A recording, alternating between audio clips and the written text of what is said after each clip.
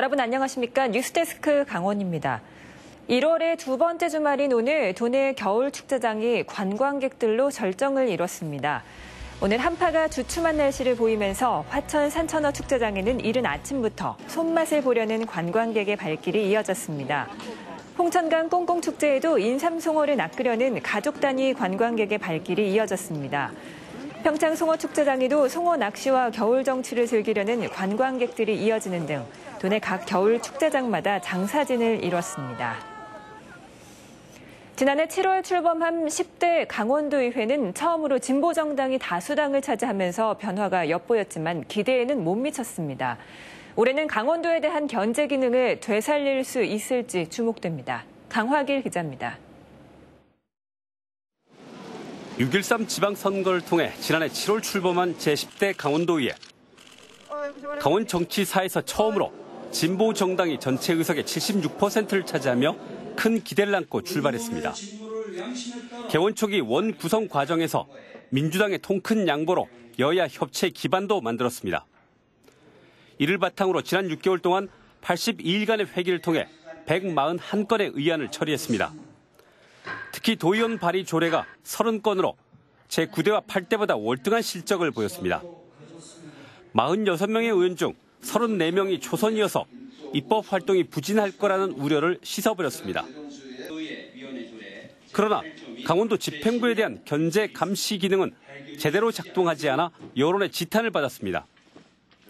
레고랜드 동의안 처리, 동계아시아 경기대 유치, 육아 기본수당 신설 등 굵직한 현안 앞에서 입바른 소리를 내지 못했습니다. 예산안 처리 과정에서도 지역구와 이해관계 단체를 챙기는 구태를 답습했습니다. 새해를 맞은 강원도의회는 올해부터는 달라지겠다고 선언했습니다.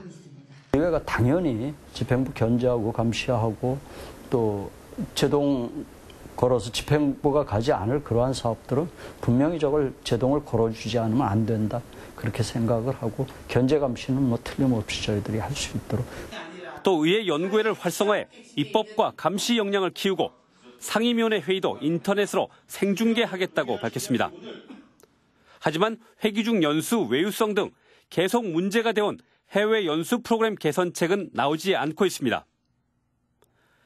출범 첫 해 도민 기대를 저버렸던 강원도의회가 당파적 이익을 떠나 선거에 반영된 민심에 따라 제 역할을 찾아갈 수 있을지 주목됩니다.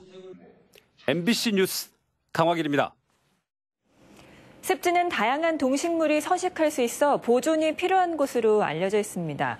환경부의 조사 결과 도내 습지 일부가 개발되거나 방치되면서 사라지거나 면적이 줄어든 것으로 나타났습니다. 배현환 기자가 취재했습니다.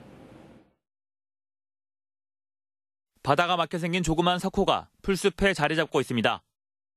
이곳 양양 가평리 습지는 습지 보호지역으로 지정돼 있지만 습지의 면적은 점점 줄어들고 있는 상황입니다. 전체 면적이 0.034제곱킬로미터에 불과한데 이마저도 경작 행위 등으로 줄어든 것으로 나타났습니다. 환경부 국립습지센터가 2016년부터 3년간 전국 내륙습지 기초조사 사업의 중간 결과를 발표했습니다. 주변 개발 사업의 여파로 고성 봉포습지 등 도내 4곳의 습지는 면적이 감소했습니다. 정선군 사부급의 화절령 습지와 평창 개촌리 습지 등 7곳은 개발과 경작 등의 이유로 아예 사라져버렸습니다.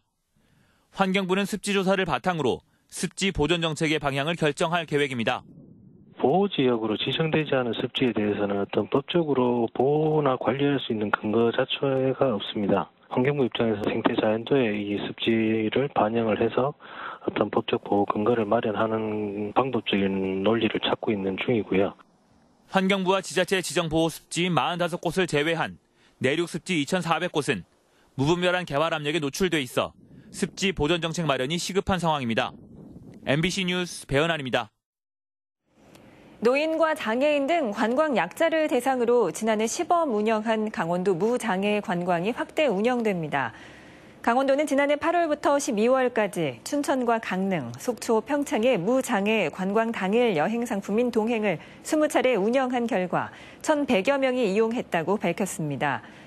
강원도는 올해 봄부터 1박 2일 코스로 확대하고 운영할 계획입니다.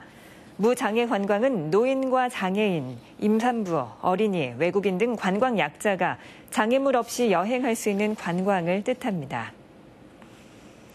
오늘 오전 7시 30분쯤 원주시 단계동의 한 도로에서 1톤 화물차와 승용차가 부딪히는 사고가 났습니다. 이 사고로 승용차 운전자 33살 최모 씨가 현장에서 숨졌고 화물차 운전자 48살 공모 씨와 동승자가 다쳤습니다. 경찰은 승용차가 갑자기 중앙선을 넘어왔다는 화물차 운전자의 말 등을 토대로 정확한 사고 경위를 조사하고 있습니다. 오후 2시 45분쯤에는 원주시 반곡동의 한 아파트 418세대가 정전되면서 주민들이 2시간 정도 불편을 겪었습니다. 원주 한지를 활용해 만든 한복과 중국 전통 의상인 치파오를 소재로 한 한중 문화교류 패션쇼가 오늘 원주 치악체육관에서 열렸습니다. 이번 패션쇼에는 중국 산둥성과 상하이 등 17개 지역 치파오 협회 회원 500여 명과 원주 한지 한복 패션 관계자 100여 명 등이 참석한 가운데 양국 전통 의상의 매력을 선보였습니다. 중국 방문단은 패션쇼에 앞서 지역 대표 명소인 소금산 출렁다리도 둘러봤습니다. 강릉과 평창에서 발생하는 폐기물을 소각 처리하는 시설 설치 공사가 오는 10월부터 시작됩니다. 강릉시는 오늘 2022년 말까지 모두 615억 원을 들여 하루 190톤의 폐기물을 소각할 수 있는 시설을 강동면 자원순환센터 안에 설치하기로 하고 설계와 시공을 함께하는 턴키 공사 입찰 공고를 냈습니다.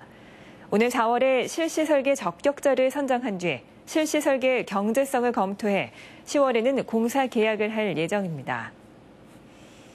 지방선거 후보자를 당선되지 못하게 할 목적으로 허위 사실을 유포한 60대 남자에게 벌금형이 선고됐습니다.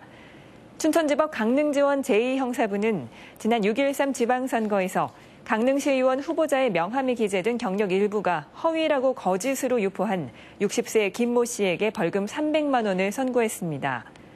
재판부는 피고인이 선거에 영향을 미칠 만한 허위 사실을 유포해 죄질이 좋지 않지만 전파성이 낮았다며 양형 이유를 밝혔습니다. 이상으로 뉴스데스크 강원을 마칩니다. 고맙습니다.